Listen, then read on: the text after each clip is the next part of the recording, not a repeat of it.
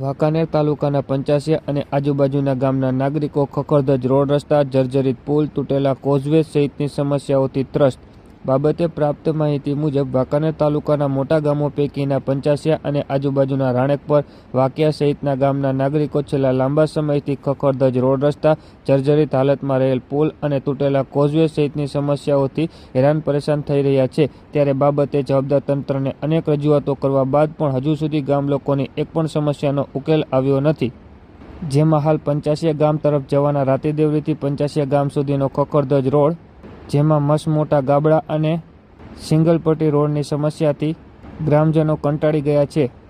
આ સાથે જ ગામની નજીક અદેપર, રાણેકપર, વાકિયા, પંચાસિયા સહિતના ગામ લોકો અને અવરજવર કરવા માટે તથા નેશનલ હાઈવેને જોડતા મચ્છુ નદી પર બનેલા કોઝવે લાંબા સમયથી તૂટેલ હોય અને વર્તમાન ચોમાસાના સમયમાં નદીમાં પાણીના કારણે લાંબા સમયથી આ પુલ બંધ હાલતમાં રહેતો હોય, જેનાથી નાગરિકોને પારાવાર મુશ્કેલીઓનો સામનો કરવો પડી રહ્યો છે. આ સાથે જ કોઝવે બંધ થવાના કારણે ગામ લોકોને 35 કિલોમીટર જેવો લાંબો ધક્કો ખાવો પડી રહ્યો છે. ત્યારે આ તૂટેલા પુલની જગ્યાએ તંત્ર દ્વારા મેજર બ્રિજ બનાવવામાં આવે તેવી ગ્રામજનો માંગ કરી રહ્યા છે. આ સાથે જ પંચાસિયા ગામથી નજીક આવેલ રાતાવા બ્રિજ પણ લાંબા સમયથી જર્જરિત હાલતમાં હોય અને બ્રિજ અત્યંત નાનો હોય, જેના કારણે ગ્રામજનોને વાહન વ્યવહાર માટે મુશ્કેલીનો સામનો કરવો પડી રહ્યો છે.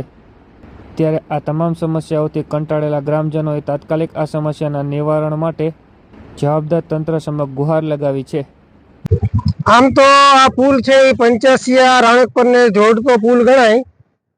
અત્યારે હાલ પંચાસિયા, વાંકિયા, રાણેકપરના ખેડૂત મિત્રો બધા હાજર છે અને આ પુલ 2018માં અકબરભાઈ બાદી દ્વારા, પૂર્વ જિલ્લા પંચાયતના સદસ્ય દ્વારા રજૂઆત કરવામાં આવેલી છે.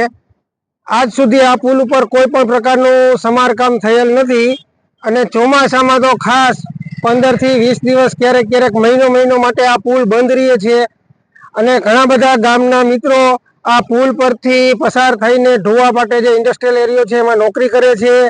અદેપર ગામના ખેડૂતો જે છે એ એમની વાડીએ જવા માટે પણ આ જ રસ્તાનો ઉપયોગ કરે છે અને હાલ આ રસ્તો ખુલ્લો થયો છે. 15 દિવસ પહેલા જ આ રસ્તો બંધ હતો અને આ લોકો પંચાસિયા, વાંકિયા, રાણેકપર, અદેપર ના લોકો ને આટો ફરીને વાંકાનેર થઈને નેશનલ હાઈવે ઉપર થઈને 30 કિલોમીટરનો ધક્કો ખાવો પડતો હતો.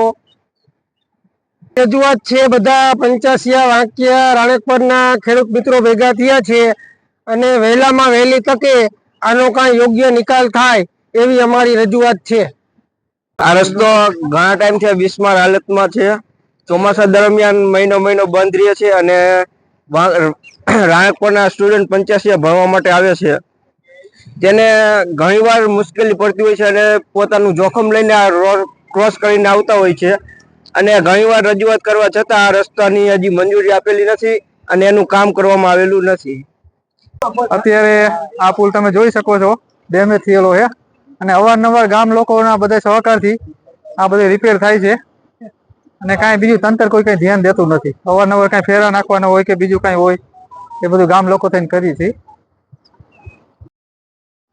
જે આપણી પાછળ પુલ જોઈ રહ્યા છે તે રાતાવાના પુલ તરીકે આપણે ઓળખીએ છીએ અને છેલ્લા ઘણા ટાઈમથી આ રિપેરિંગ કામ નથી અને એકદમ સાંકડો પુલ હોવાના લીધે અકસ્માતનું ભય રહેવું છે અને આ પુલનો ઉપયોગ 4-5 ગામ કરે છે, જે રીતે રાણકપર, વાંકિયા, પંચાસિયા, અદેપર અને નવા સજ્જનપર ઇન્ડસ્ટ્રીયલ એરિયો હોવાના લીધે ઘણા બધા અહીંયા વાહન નીકળતા હોય છે.